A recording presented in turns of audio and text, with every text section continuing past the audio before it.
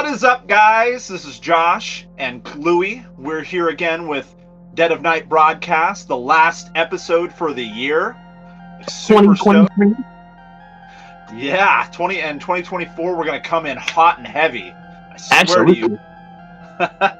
But we got together, we wanted to ring in the new year with you guys, and decided that we wanted to talk about a movie that came out just a few years ago on Netflix, and that is Army of the Dead, released 2021, directed by Zack Snyder. You may know him from movies such as Watchmen, 300, Batman vs. Superman. There's a lot of movies in his arsenal. Wow. Yeah, I really enjoyed this film. I think I didn't know what to expect, because you never know with Netflix originals or like movies that go straight to Netflix. You're like, it's gonna be either it's gonna either be pretty good or you don't know what you're gonna get. So I was like, really. but I'm all for zombies, so I was like, yeah, let's check it out. What were your thoughts going into the movie? So, well, I had pretty much the same idea. I wasn't really sure how I felt about this film, The Army of the Dead, just because, like, Dave Bautista, I'm not the biggest fan of. I have to say, when I went into this, I was like, it's going to be 2 hours. I waited to see it for, like, until this year. Like, I thought it was really, really cool, and for a 2-hour film, it held your interest throughout the whole thing, And yeah, Zack Snyder is a badass, and I didn't realize that he did direct this, and I thought it was great. They have a really awesome cast too, and for a Netflix original movie, I thought it was really good. Yeah. They definitely. What was so enticing about it was not just like a straight zombie horror film, but it was like a heist. It was like there was action, there was a lot of suspense.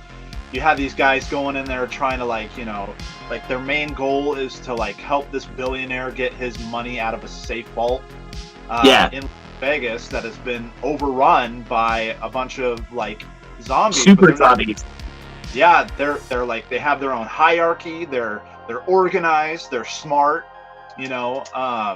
So it's I always have an issue with hierarchy zombies, because I don't think that zombie films, zombies are supposed to be brainless mutants that just walk around and eat. But the fact that they had a hierarchy and that it was actually organized, it was actually really, really good. It was shot in a way that was really smart, and it was really entertaining. And when the movie first starts, it's a military convoy, and they're playing the guessing game of what they're hauling. And then when they crash, because there's that other car coming from Vegas, and they're married couple, the guy's doing fellatio on the girl's doing fellatio on the guy, and they crash, and then out comes this zombie. And my favorite part about that is he rips the jaw off that fucking soldier, just pulls his jaw right off, and the carnage in it's carnage candy, and it's amazing. It's an amazing movie. And it has this heist and action. It feels like Predator, but it's not Predator, it's zombies. That's kind of how it felt to me. He's Dave Bautista's putting his crew together to go into this hot zone, and they have into Las Vegas, and they have to get out. They have to get there in and out as fast as possible, because the military, the government's going to nuke Vegas. And then when they get in there, they're 10 minutes in there, they're we updated the doomsday clock till sundown, and they're oh shit, we got till sun. We thought we had 2 days. Now we have sundown to find this dude's money and get the fuck out of here. Right. So I thought it was really well put together. I thought it was awesome. Yeah, and I liked, because like you said, I don't find that there's many people that are huge fans of Dave Bautista. A lot of people know him. I think he did wrestling before acting, and then he, Guardians of the Galaxy, he kind of plays this character that you're just I don't really invest myself in. And then you got Knock at the Cabin. I wasn't it was okay, but he just feels always so rigid and stiff in his roles. I felt he did better in this movie, and there was just this connection with the fact that, spoiler alert, his daughter ends up being in the mix, and you have like this extra level of something that grounds him a little more. You know, that kind of, he's estranged with his daughter. You know, they don't have the best relationship. You can feel it. She's just I was a little annoyed by her in bits and pieces of that movie, but it just gave him more to work with, and I think he did better in this movie than some of the other films that I've seen him in. Yeah, I agree. Like you said, like Knock at the Cabin, he was really wooden in, and that for an M. Night Shyamalan, like we can get into that too, but for an M. Night Shyamalan movie, I did not care for that. I didn't think it was that great, but I didn't think it was that terrible either. I was expecting a better ending. I thought it was a cool idea, but I was expecting a way better ending. And I heard the same thing about Old, that Old wasn't very good either, but I never saw it. I liked aspects of Old. You know, there's things that M. Night Shyamalan can pull off, and he's known for his twists, so you always expect a twist. That's the problem. Like, you know, it's great the first time around when you see a movie from him and you haven't seen any other movies from him and you don't know anything about it, because then it's a surprise. Yeah. After that, you kind of half expect it with all his other movies. You're like, well, this is what he tends to do. They even made fun of him about that on, did you ever watch the show Robot Chicken? Yeah, I have. Oh, yeah. Yeah, they were always like, there was like this skit on that episode where it was like all this stupid stuff, and then he's like, and the twist. And like, it was like him doing like a twist ending on everything, and that's just what he's known for. So like, you can't go in a movie you're like, okay, there's going to be something that's going to switch it up. It just doesn't hit the same after you've seen it. No, and I think the only other film that he ever did that didn't have a twist ending that was still really good is because it probably wasn't horror-based, but Lady in the Water. That movie is one of the greatest movies I've ever seen. It's sad, it's fun, it's action-packed, it's got a lot of different elements to it, and it's not a horror film, but it's suspenseful. And I think that's the only movie in his entire arsenal that you could watch and not expect a twist ending, you know, because it's just set up a different way. But, like, Signs, The Sixth Sense, The Visit, The Village, like, those 4 films, which are, like, 4 of his biggest, you can only watch once. You know, especially The Sixth Sense, because The Sixth Sense, the ending is so good that it, like, completely drowns out the rest of the film. Like, it's not even, like, the ending is too good that it's like, well, you don't even remember how good Toni Collette was in that movie. You know, like, she did an amazing job, and the ending is way too perfect. Right? Like, that movie is just so iconic. Like, that first time watching it, I don't think I could ever get that same feeling again unless I got amnesia and watched it again. Or, like, you know. I saw that opening night in the theaters, and let me tell you, people's fucking jaws were dropped on the floor because it was so good. Like, people could not believe, like, no one would shut up about this movie for like 2 years because the ending. I saw that opening night and people were walking out and like awe-inspired, like, because it was like, oh my god, like, you left so many clues about the ending, and then when you finally figure it out, you're like, holy shit, why am I so blind? But like, he's done that so many times, so now you expect it, you know? Yeah. So but yeah, like, I'm not a big fan of Bautista's. Like, he's just wooden. He's a wooden actor. I didn't really like him in Knock at the Cabin either, but I really wasn't that impressed with it. And I haven't seen him in anything else that was like really, you know, wowed me, except for this. This was really good. Yeah, and that reminds me of another actor that, like, I love, but he's like a one-note actor, feels like most of the time, and that's Arnold Schwarzenegger. Yeah. He played in a movie, I don't know if you ever saw it, came out like quite a while ago. It's called Maggie, and it's about his daughter being infected by a zombie virus. Really? Yeah, no, I've never seen it. And him trying to protect her and deal with that, because it's just like they're in this chaotic world, and he, you know, that's his daughter. It's different, like, than the neighbor down the street getting infected. It's like him dealing with that, and it was such an emotional movie and such a strong movie. Like, and it was a good zombie film, just with like a whole different tone to it. And I couldn't recommend it enough. So definitely, if you ever get a chance to watch it, I think it'd be worth a watch. Maggie. Yeah. Definitely. But yeah, no, this, I mean, I don't know. I mean, I don't want to. I mean, it's been out for a while. If people haven't seen it, I mean, you know, I mean, I think we can spoil it at this point in time because most people probably have seen it. So I think it's okay for us to spoil it because of the zombie, especially like the zombie queen, and how like when they go into Las Vegas and they bring in the guide, and how the zombie queen and her, like, she knows how to speak to her. Then it was really cool to do without having words, and you were able to like communicate with the zombie queen, and the hierarchy was really, really cool. I really liked Theo Rossi's character in this, the shitty cop, the shitty guard, and I loved how shitty he was, and they like con him into going into the fucking into the city, and then just let him get fucking taken, which was really badass.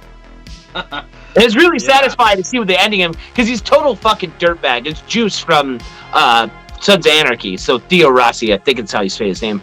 Anyway, like, he's a total shitbag in this movie. He's like a piece of shit, like womanizer, fucking asshole. You know, he is got, you know, he's, because there's like a containment zone right outside of Vegas that you can't get into.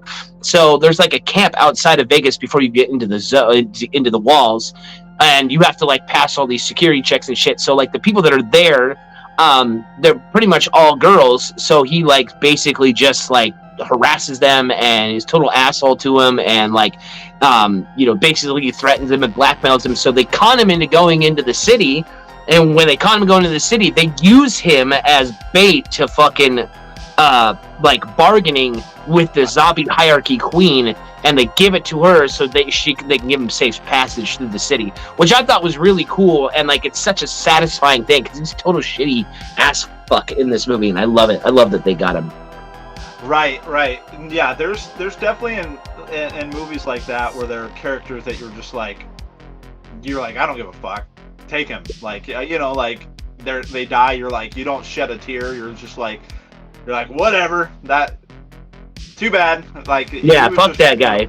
Well, yeah, he was just a disposable character that you absolutely despise, and you want something to happen to him, like, you're like, I hope he gets his comeuppance, and he, you know, he totally does. So that's, I enjoy when they do that, because, you know, you don't want to have every character be likable. There has to be a douchebag in the group. Definitely. It has this like cool like Predator kind of Aliens feel to it, like especially with like the group that goes in, and like I feel like Theo fucking aliens, like it's like you could see that's the direction they were going with. Like they were kind of like mimicking that almost, because like Theo Rossi's character is just like Burke from Aliens. You know, they do the same shit. Like Burke was a total asshole, and they got him. And I love that they killed Burke in fucking Aliens. Like, fuck that guy. Right. Fuck that. I wish they showed you what happened to Burke. You know, you just see the alien scream behind him, and fucking eaten, and zombie or fucking alien xenomorph bursts out of his fucking chest, and blood and guts, and like him just fucking screaming and wailing. You know, like, fuck him. Are you there? Gosh, damn. You froze. Yeah, I'm here. Oh. Am I unfrozen now? Yeah, you're unfrozen now, but yeah, you were frozen. Dang. I need to get like an extender for my like Wi-Fi, because my Wi-Fi works fantastic when I'm in the house, but I'm out in my little man cave place, right, and sometimes it gets a little spotty out here. But yeah, no, I enjoyed this movie. It was fun watching it again. I hadn't seen it since it came out, so like 3 years ago. Wow. Yeah, I was chilling at home one day. It dropped on Netflix, and I was like, oh, zombies, I'm in. Like, let's go. Yeah. But it was good to rewatch it again, because I hadn't seen it in so long. I was like, it kind of felt a little fresh to me, because, you know, it was enjoyable, but it wasn't like my top 10 movies of all time. So I didn't like a lot of stuff. I could remember bits and pieces, but I couldn't remember the whole film. So it was good to get a refresher. But I mean, I recommend it. If you're into zombies and you want something a little fresh, a little something new to the genre, like a little bit of a genre twist, I'd recommend this movie 100%. I would too. I would definitely recommend it. I think it's one of those films that it sneaks up on you especially because it's not something you're expecting. And for 2-hour movie, like it's super entertaining.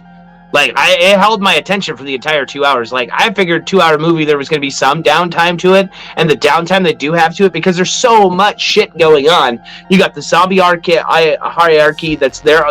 That's a whole story there. You've got the fucking different characters that within the group that are kind of fighting with each other, and then they got racing against time to get this asshole's money, and then you got Batista's character who's trying to like sort things out with his daughter. You got this they're racing against time against a nuke, and it's just a good movie, and it's really entertaining. Right. Yeah, they I think they have paced it appropriately. I mean, especially because you got, like you said, you got all this crap going on. The 2-hour time allotment is better than like a lot of movies that I've seen that you feel like an hour and a half drags on. Yeah. There's just so much going on that you're like trying to keep up with what, like every little like side story, the main story, and like you're just like, it keeps you gripped. Like you said, it does keep your attention versus like one where there's like a lot of like filler or things that you're like, I don't really need to know that, or like, but you kind of want to know like the things that are going on and the dynamics between these characters, and like you want to know a little bit of like their relationships and like like how he prepared this team, like how he handpicked who was going in with him, and like just the opening sequence is really good because it kind of shows you like what they went through in Vegas to get out, It was super long sequence, but it was really good. It like really answers a lot of questions about Batista's backstory without actually showing a lot of it. It's without speaking. It really just kind of shows you as the credits are rolling, like what happened between the time the zombie outbreak started and when Batista goes back into the city. So that's really nice. Right, and then you see like this change in like how he's living his life before he picks up this job, like he's not doing what he was doing anymore. He's not a mercenary anymore. He's just trying to like live his life, as peaceful as possible with what's going on, just trying to like, not get involved in that shit anymore. And then like, he gets enticed back into it to do, one more job, like, well, I mean, fucking dude, he offers them millions of dollars to go back in there, and that's the thing. It's like they're not even the first team to go in there too. Once they get into the building, into the vault, you see all the other dead bodies that were in there that they were trying to get in there. And it was weird because like they show it and it's almost like their characters were going back in, and it was like a continuous time loop. And I was wondering about that, if that was actually a real thing or if they were just kind of like, imagining that. I was kind of confused on that. Was it like an actual time loop where they're doing the same thing over and over again? Or was it kind of just their imagination? I really hadn't like thought that deep about that. You know what I'm talking about though? Like they're in the vault, and they're about to go onto the floor, and there's like shit shooting at them, and then there's like 3 dead bodies on the ground, and like they're dressed up, like the one person's dressed up like the helicopter pilot, the other girl's got the necklace on, the other guy that's really big, it's got the like Batista's like vest on, and it kind of looked like it was like, and they even said it like it may be a time loop, like we keep doing this over and over again, kind of like Looper. Like Looper or like Inception. Okay. Yeah. No. Now that you're talking about that, I pictured more of what you're saying, and that makes more sense. I mean, who knows? Like, if that was part of that to be like a mind fuck, then maybe. I mean, like that could be a complete possibility. I've not seen any interviews or anything to like confirm or deny that, or like like anybody who's has like 100% proof. But I mean, that's pretty. Oh, he disappeared. Yeah. Okay. Back. But it's highly plausible, and I mean, maybe that's what Zack Snyder, because he does some. Look at all his other movies. He does some crazy in his other movies. So like, why not? Like maybe that, because shit. Yeah. Yeah, I was kind of confused on that. Like, I was really wondering if that was the case, like if it was a time loop, or if they were just imagining it, because they really didn't elaborate on it afterwards. They kind of just said a few things, and then like he mesmerizes how the people looked, and then they died, and then like they go on to something else, and it's never mentioned again. So I was like, well, is that real? Are they really doing this, or is it like, I don't know? Maybe there's somebody in the comment section that knows a little bit more of what was going on could tell us. Because I'm not gonna know. Yeah, because maybe it is imagination too. Maybe it's like them, or maybe it's coping, or like not coping, but like, I don't know, foreshadowing, or like, or just some kind of like mental, because they're under so much stress. Right. They have to get out of there, and like they thought they had all this time. Now they've got like just a matter of a day, like everything is coming down on them. They're like, people have died, we need to get out of here, we got to get this job finished, this is going to set us for for a long time, this is a lot of money, like there's like all these added pressures. So it could be like a mental crack, like they're starting to buckle. I mean, but yeah, like Louis said, leave a comment, like let us know your thoughts. Like, please do, because I'm confused as fuck. Like, I don't know if that was real, or if somebody knows. Yeah. The another thing is like, I love when they go in, right before they go into and they're building their team, and they tell each person like a different amount of money they're gonna give them. Like, they keep like downgrading everybody. Like, they tell the helicopter, like, oh, pilot, they'll give you $2 million, and then they tell like the YouTube star that goes in there and like shoots all these zombies, he's like, yeah, we'll give you like $50,000, and they like just keep downgrading everybody, and they don't tell him who's getting as much money. That was so funny to me. They're like, yeah, you get $2 million, you get 20 grand, you get 10,000, and it's like, how much money are we getting here? Right? I think the total. Remember what their I remember the total was like 50 million total. Yeah. Set up. But yeah, that's funny. They're like, well, you're worth this much, and you're worth that.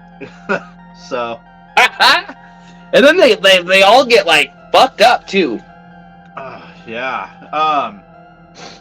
And speaking, like, how do you feel about how everything ended? Oh, I liked the ending. I thought the ending was pretty good. I liked the fact that like everybody gets out. Not everybody gets out, but the majority of people that do get out, they get murdered, or they die, or like Batista's character, he dies at the very end, and like nobody got out with any money except for Batista, who stuck that cash in his back pocket, and then he pulled it out for his daughter. And I liked the ending. I thought the ending was really, really done, because it shows the dynamic between Batista's daughter and him, and they like how they make up, and I just thought it was a really solid ending. Yeah, and then that plane scene, like he's getting away on the plane, and the has like he talks the two girls on the plane into having a toast with him, and then he like all sorts of fucked up. He goes into the restroom, and he's like, you could see that he's going through, he's dying and becoming one. A zombie, yeah. And like he gets out after the nuclear explosion, and he's got just bags of money, bags and bags of cash, and now he can't do shit with it because he's gonna be a zombie. And like they're like, oh, we neutralized the zombies, everybody, all the zombies are dead, we can go back, like we just nuked Vegas, and now the zombie apocalypse is gonna start because he's gonna get out of there, he's gonna get sick, and he's just gonna eat everybody. Right, and they're heading to Mexico City, if I remember correctly. I think so. You hear it over like the intercom, like that they're flying into Mexico City or whatever. Right. So then he's just taking it from one place, taking it to another, and then it's just gonna keep going. Yeah, and I think I read something that there was gonna be a part 2. They were talking about a sequel, but I'm not sure. Let me look.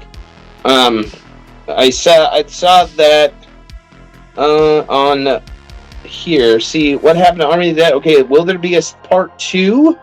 Army of the Dead Part 2 or Planet of the Dead is an up-and-coming post-zombie apocalypse film directed by Zack Snyder and written by Shay Hanton. The film is slated to serve as a sequel to the 2021 release of Army of the Dead and part of the expanding Army of the Dead franchise. So that was posted December 23rd or December 13th of 2023. So there is a sequel. Nice. So there, I don't know when there'll be a sequel, but there is a sequel, which is really awesome. Yeah, I just wonder how like that's gonna play out. Like, you know, who's our next set of characters? Who, you know, right. And now we've got like this no longer contained virus, right, out the world. Like, you know, it's kind of like it kind of makes me think, because you said it was like Planet of the Dead. Like, it makes me think like the new Jurassic Worlds. Like, then like the dinosaurs get out, and now it's like the whole world has fucking dinosaurs. Now the whole world has fucking zombies. Right. Well, I'm wondering if Batista will come back. That would be interesting. Twin brother. No. Right. It is supposed to be called, Army of the Dead 2 or Planet of the Dead. So maybe the entire planet is fucked, because that would be crazy. Well, yeah, because now now they have to like figure it out, because like in a place like Mexico, or like, you know, Mexico City, it's not, you know, there's not as much, like Las Vegas is such a big part of, you know, the U.S. Like, you know, a lot of people go there for like, but you got like vacationers that'll go to like New Mexico or whatever and stuff like that. But it's not, I don't feel like it would be as important to the U.S. as somewhere that's like this huge money pit, like Las Vegas, or where they can contain it. They're not going to be paying as close attention to New Mexico. Then that shit's just going to go across all the borders and like into other territories, and then like it's going to go to South America, and then, you know, when a zombie gets on a like, that's the thing. Like, if somebody goes out of Mexico City, like, that's the thing about these zombies. Once you're bit, you're automatically turned. Like, no matter where you're bit, you're automatically turned. You know, so like, that is going to be a huge outbreak, and the whole planet would get infected. Yeah, and there's no slowing it down. It's not like where it was centralized. Where they were able to contain it just in Las Vegas, and they were able to blow up Las Vegas, and then, you know, now it's like contained to the entire world. What do you do after that? Like, you just, like, that shows that's like almost every zombie apocalypse sort of plan, or like how people do this when it comes to like zombie apocalypse shows like The Walking Dead. There was that other one on The Last of Us. Basically, like, the entire world is over, and how do people survive? You know, normally people just eat each other, and that's kind of how it is. That, and then in those shows, you tend to see that it's not only like the zombies are a threat; it's like everybody around you is a threat. Right. Because everybody's trying to make their own in a post-apocalyptic world, and they're trying to claim their piece of the pie. They're, you know, make their kingdom or whatever, their villages and stuff like that. Well, it's anarchy. That's exactly what anarchy would be, is people would destroy themselves. You know, it wouldn't be about the dead anymore, because that's the thing. Like, people would just want to be in charge of everything. Like, there could be there's no governments, there's no rules, no cops, no nothing. It's just anarchy, pure anarchy, and it would just be destruction and who can survive. And, you know, people would be the most dangerous thing after the world ended. It wouldn't be the dead anymore, because you could just fight the dead off and then build yourself a community. But instead of, like, you know, inviting everybody in, it's going to be one person that, hey, I'm going to run this, and I'm going to run it the way I want to, and if you don't like it, I'm going to kill you. You know? It's a dictatorship. It's pure dictatorship. And, you know, you pick who comes in, and then there are people that want what you got. They're like, oh, you know, I've got like a small compound, but look at all the shit they've got. They've got all the weapons, the vehicles, the food. I want what they've got. And then you've got bandits, and you've got people. Yeah, pure anarchy, like you said. And it's just like the Walking Dead. The governor, when in season 3, the governor wanted the prison, but he didn't really even need it. He just didn't want Rick to have it. Rick had caused him so much trouble that he just wanted the prison. He didn't want anyone to have it. He wasn't gonna do anything with it. He was just gonna, kill them or enslave them. And, I'm the governor. I get to say what happens, and I just don't want you to have it. Same thing with Negan. Negan he wanted everything for himself. And that's like every time somebody does that and they have a community that they just want for themselves and they don't want to help anybody else out. Yeah. But like the Kingdom or Alexandria or Hilltop, all those communities, they did end up surviving for a while because they were able to work with each other and help each other out. But when anarchy comes in and people decide that they just want to do it for themselves, that's they don't prosper. They just end up dying. Yeah, 100%. Yeah. Shit. So so I heard you got a game for us. Yes, I do have a game for us to play. So we played this on the Slasher Hour. Now what we'll do is we both have a box full of like DVDs by our feet, and we're not gonna look at them. And what we're going to do is kind of shuffle them up, and we're going to point them towards the screen, and the other person has a minute, and the other person has a minute, and I'll time it. And what you do is you put the movie to the screen, and your partner will tell you, will give you clues on what that movie is, and you have to guess it. But the rules are you can't give away directors or actors, or you can't say remake. You gotta like loosely explain the plot or explain the movie cover. All right. So you can go and just put it to your head and kind of turn your head, and I'll explain it to you. And then as soon as you put it to your head, I'll start the timer. Okay. Okay. All right.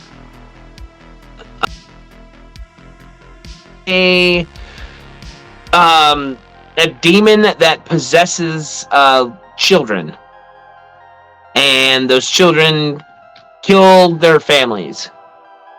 Sinister. Yep. All right. Keep going. You got a whole minute. Oh shit. Yeah, 30 seconds. Okay. This film it came out in the 90s. Kind of like a found footage film about some kids that go into the woods. Blair Witch Project. Yep. 19 seconds. Oh jeez. Okay. 15. Hold on. 13. Oh man, I had this too, and I didn't put it down. It's the Stephen King 6 film collection. Like I'd never be able to explain that to you. Okay, like Skinwalkers, Secret Window. Yeah. Christine, I think. Stand By Me. Night Shift. I don't. Oh shoot. No, it has Secret Window. It looks like it has Sleepwalkers and something else. Sleepwalkers. Okay. Yeah. Minute's over. I think it's over. Okay. Okay. Yep. I mean, I had Secret Window, Stand By Me, and Christine right. Yeah. All right. So I'll go. I'm gonna start the timer. Oops. Hold on. I lied. Stopwatch. Okay. Hang on. Timer. 1 minute. Ready? Go. All right. High schooler, outcast, gets revenge on the people that wronged her. Oh, Carrie. Yep.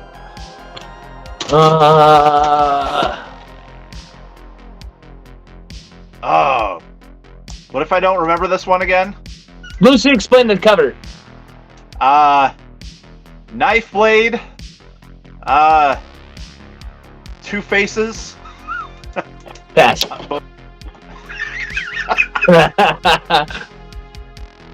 Oh. Undead.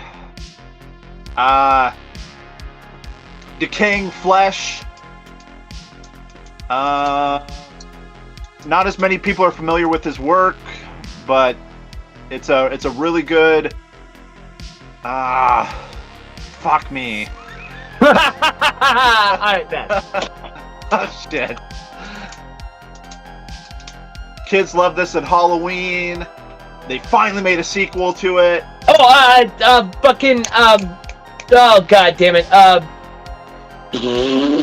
Hocus Pocus. Yeah. Hocus Pocus? Yeah. Yeah. Oh wait. I think my timer's over. Oh yeah. Fuck. Yeah, my minute was up. Shit. That was rough. Yeah, I know. It's hard. Like you have to, like if you've seen all these movies, like you really know how to do it. But wait, is that the one you were talking about?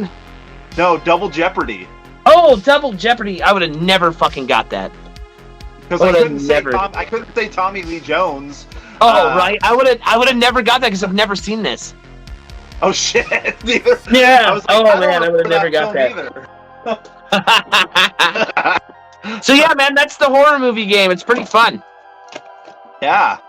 Yeah. No, that was a good time. So like I like to do it like we do it on the Slasher Hour every once in a while, and we just get drunk and do it, and like it's a fun drinking game. Like you can play with your friends, you can keep score. Yeah, it's one of my favorites. Like we play it on the Slasher Hour all the time.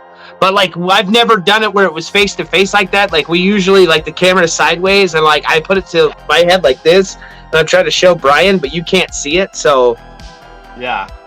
So this was the first time I got to actually like do face to face. So that was fun.